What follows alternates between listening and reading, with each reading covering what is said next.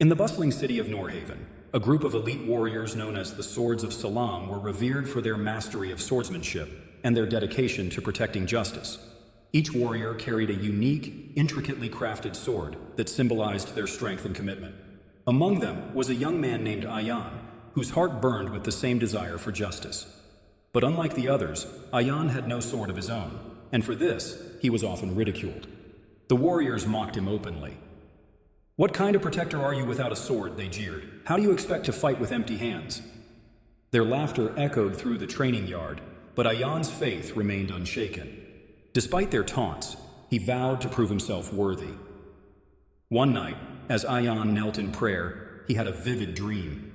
A divine voice whispered, "Seek the heart of the mountain, where light meets stone. There you shall find your destiny." Inspired by this vision, Ayan set out alone into the treacherous mountains surrounding Noorhaven.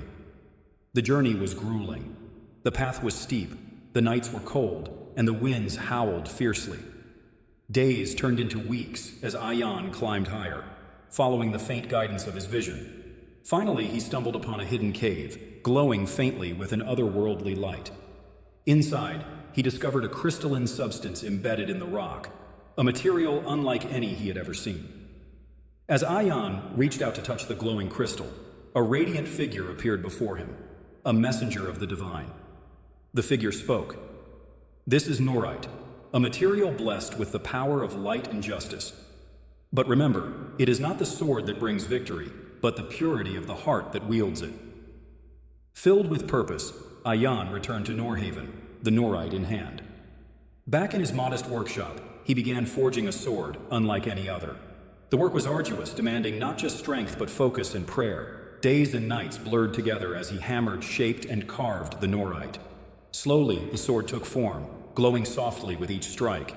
He named it Zulfikar Noor, a blade of light and truth. When Ayan returned to the courtyard, the warriors were skeptical. "Is that your weapon?" one sneered.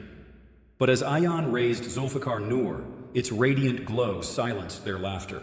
In a series of duels, Ayan's skill and the sword's divine power left his challengers in awe. The once mocking warriors now stood humbled, recognizing his strength and determination.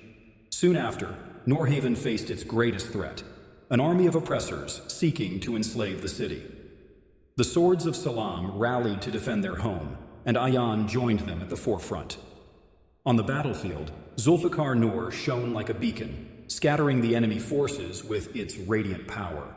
Inspired by Ayan's courage, Noorhaven's defenders fought valiantly and achieved a decisive victory. With peace restored, Ayan's story became legend. The people of Noorhaven no longer saw him as an outsider, but as the greatest of the Swords of Salam. He reminded everyone that true strength comes not from weapons, but from faith, perseverance, and the will to stand for justice. Years later, Ayan would often sit on a hill overlooking the peaceful city, Zulfikar Noor resting beside him. Surrounded by children eager to hear his tale, he would recount his journey, the ridicule, the trials, and the triumph. The glowing sword remained a symbol of divine justice, inspiring generations to uphold truth and righteousness. Thus, the legacy of Ayan and the Swords of Salam endured, reminding all that the light of justice can prevail, even in the darkest of times.